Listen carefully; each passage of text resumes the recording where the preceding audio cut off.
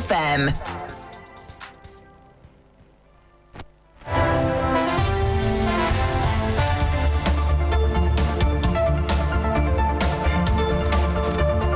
Good morning and welcome to the 6 a.m. news here on 3FM 92.7. We're streaming live across our various social media platforms. I am Enyonam Haligah. Coming up this morning, security experts call for more action in the Sawala-Tuna-Kalba district following the killing of 10 persons. Reports of women fleeing the area. The IGP is leading a team to the region. The last time we checked, my understanding is that RISEC is at the meeting, and once they finish the meeting, they will take on, they'll put up another strategy that will help them to curb the violence. I think the area is a very large for them. Also, Africa Education Watch raises alarm over a surge in examination malpractice cases.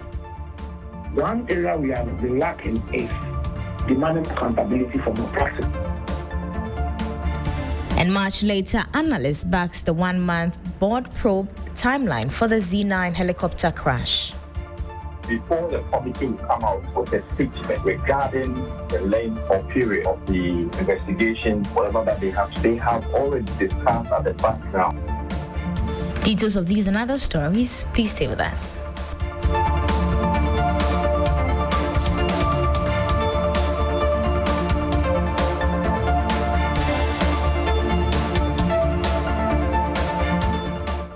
Thank you for staying with us. Now, following the recent communal clash at Benyuri in the Savannah region, the Ghana Police Service, in collaboration with the Ghana Air Force and other stakeholders, have intensified security at Sawala, Benyuri, Guineri, and other adjoining communities in the region.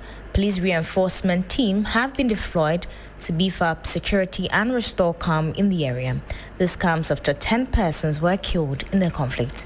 The Inspector General of Police, Mr. Christian Yeteteyonu, is leading a team from the National Police Headquarters to further assess the security situation and engage with chiefs and opinion leaders and other community leaders. The police are urging all parties to remain calm and work with the security team to ensure lasting peace in the area. Security consultant Richard Kumedo has raised alarm over the nature of conflicts. He wants more action on the ground. The last time we checked, my understanding is that RISEC is at the meeting, and once they finish the meeting, they will take on, they'll put up another strategy that will help them to curb the violence. I think the area is a very large for them. They might need more troops. It is a scattered area. People have run into the forest. Others have left certain specific towns and they are reorganizing at some other places. If the police are not at everywhere at all times, then the levels of killings will go up and the numbers are likely to rise. But if they ask for new numbers and the numbers become large, then it helps them to cover all places at the same time. And that may put a little bit of deterrence into those who want to kill. I believe that this particular land that is at the center of this contestation, there are people who know the history behind the land, who own the land, who has bought the land, who sold the land. Why is it becoming a problem? And yet they are not speaking. And everybody is hiding, everybody is keeping quiet. Then the police comes in, they are aware of the genesis of this problem, and the fundamental issues are not resolved. Sometimes the speed at which things happen in the particular areas we are talking about, it could spread a little bit too fast that it goes way, way beyond what the police could have done. Meanwhile, women are said to be fleeing the area. Let's take a listen to the District Chief Executive for Sawala-Tuna-Kalba, Saka Sikina, who described the situation as unfortunate. It's an unfortunate development and there is the urgent need to do something. All these people you can see are people waiting for cars at the Sawala police station, trying very hard to run away. A lot of displaced people, and there is the need to put in urgent measures to calm the situation. It is a very sad situation. Very, very sad situation. Yeah. In fact, we need more security men. You can see people displaced, people who doesn't know their whereabouts. Means of transport, people are stranded. A lot of, you can see children.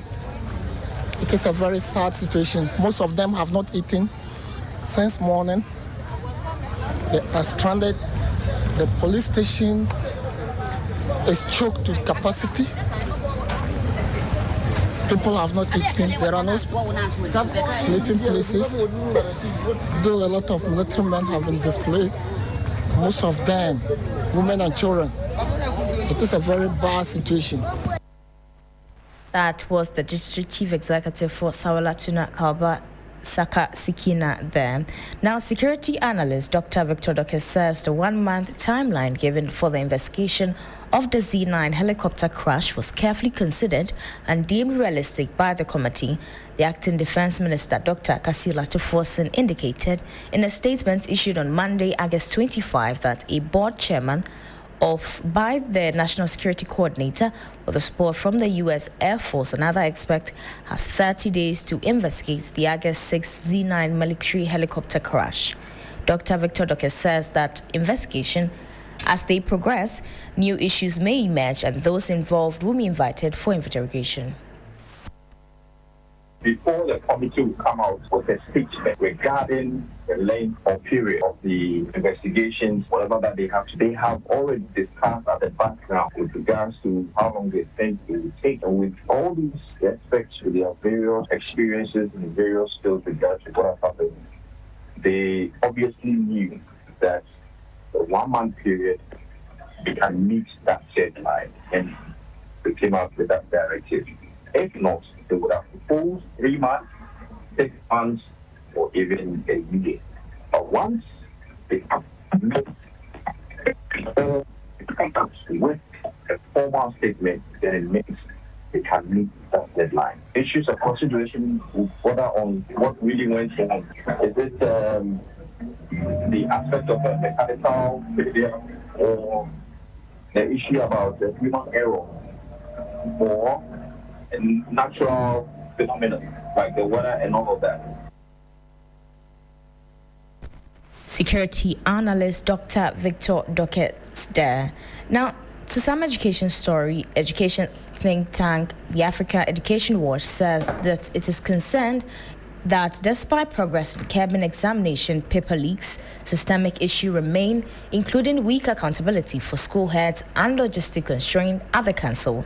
The executive director of Africa Education Watch, Kofi Asare, is worried that examination malpractice have sharply increased this year, with over 840 results cancelled compared to the 10-year average of 420. This comes after the West African Examination Council has cancelled the results of nearly 900 candidates in this year's BEC over various forms of malpractice. We have a situation where this year over 840 candidates are involved in cancellation at the point of releasing provisional results, and that is very, very concerning. We virtually doubled the number of cancelled results at release of provisional results from last year, doubling them over 100%. If you look at withheld results too, it's also increased. By 2022, we're doing about less than 50 or so withheld results. Now we are doing about 1,323. That's over 3,000% increase. So, yes, this is why it's provisional results. And we are comparing it with other provisional results. The trend doesn't augur well for the fight against the missing malpractice. But largely, there are still issues with physical presence of WAEC in all centers because they have logistical constraints. They need about 200 staff to be able to operate well. They have budgetary issues, etc. But let me say that while we have strengthened security of questions and preventing them from leaking significantly, one area we have been lacking is demanding accountability for malpractice from school heads.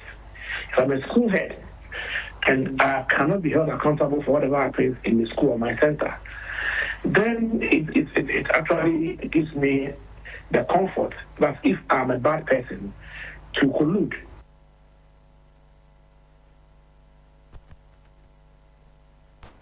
That was the executive director at the Africa Education Watch, Kofi Asare there. That'll be all for the first half of our bulletin. For more news, please check our website at 3news.com I am Enyonam Haligah. Business News comes right up.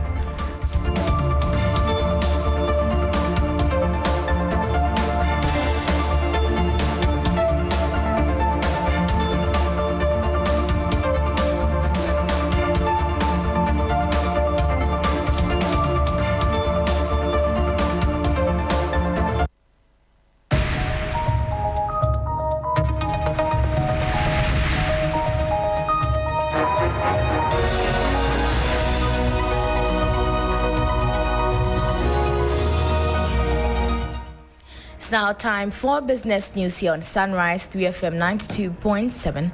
Coming up this morning, a financial analyst warns Bank of Ghana's move to reduce the size and frequency of its foreign exchange intervention could force businesses to move transactions to the black market. And one of the ways that they can survive is to go to places outside the banking industry, and that can lead to money not passing through the banking sector. Also, the Ghana Union of Traders Association blames Forex high for business capital depletion. From 2021-22, when we saw Forex highs, business lost over 50%, 60 to 80% of their working capital. And much later, the Commissioner General of the Ghana Revenue Authority reveals 2 million cedis judgment debt amid officials who caused it cannot be found. In view of the fact that the information that was the subject in question were not able to be retrieved, or we couldn't have access to it during the period of migration. Details of these and other stories, please stay with us.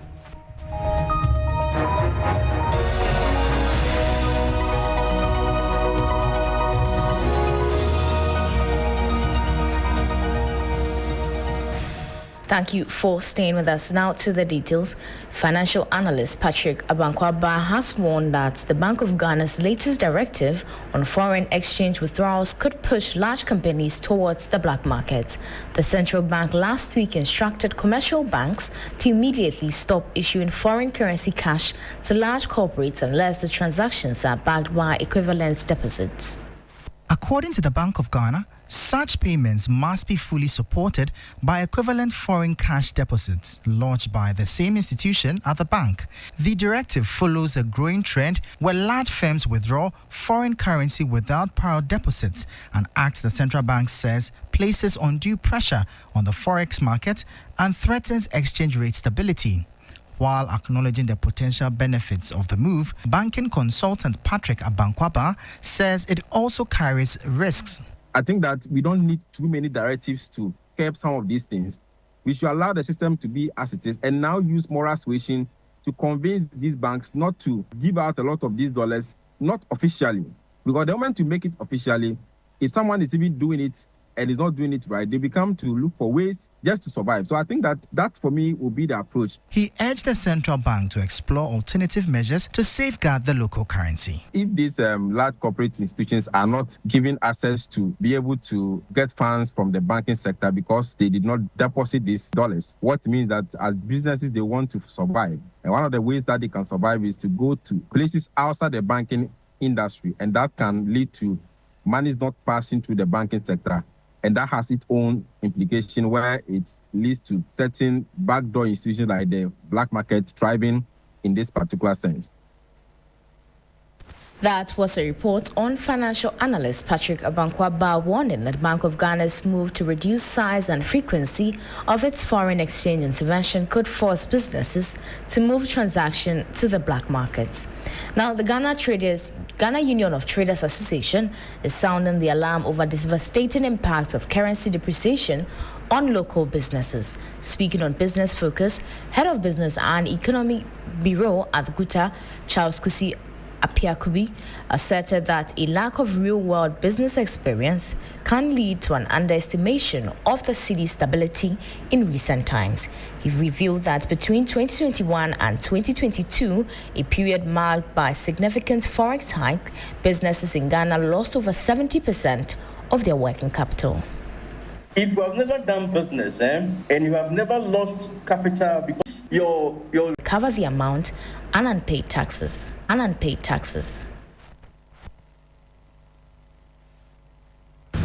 current status is that the amount has not been recovered.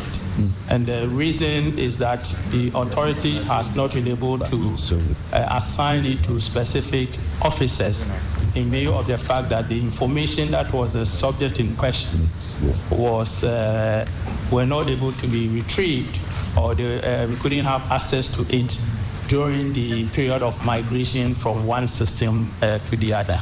Tax debts are one of the difficult areas for our work.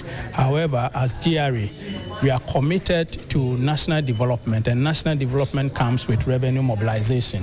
And therefore, in instances where we have difficult tax debt, we put in all the efforts to make sure that we are recovering. You heard the Commissioner General of the Ghana Revenue Authority, Anthony Kwesi Sapon.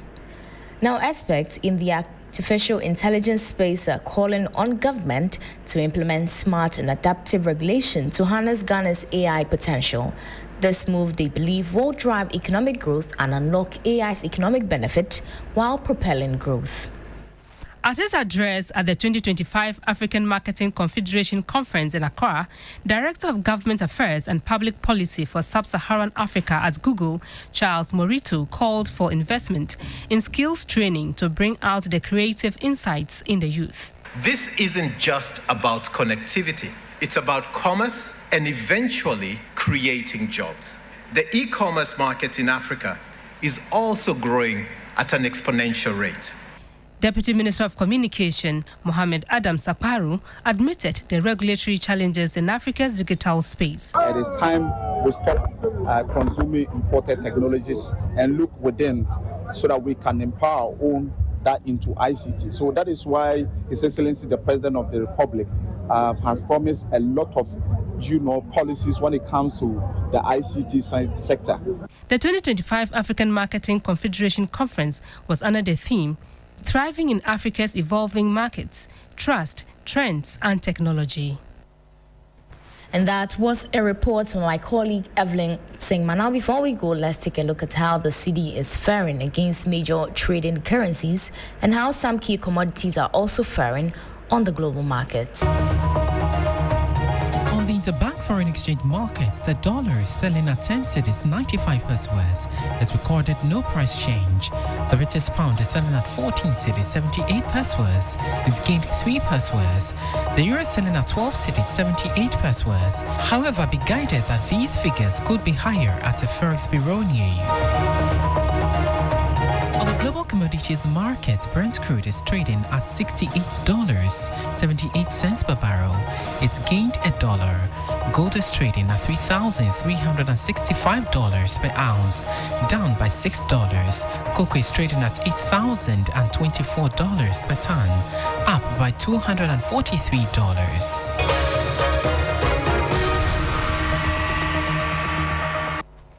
And that was an update from the Forex and commodities markets. That will be all for business news here on Sunrise 3FM 92.7. For more news, please check our website at 3news.com. I am Enyonam Haligah. Sunrise continues.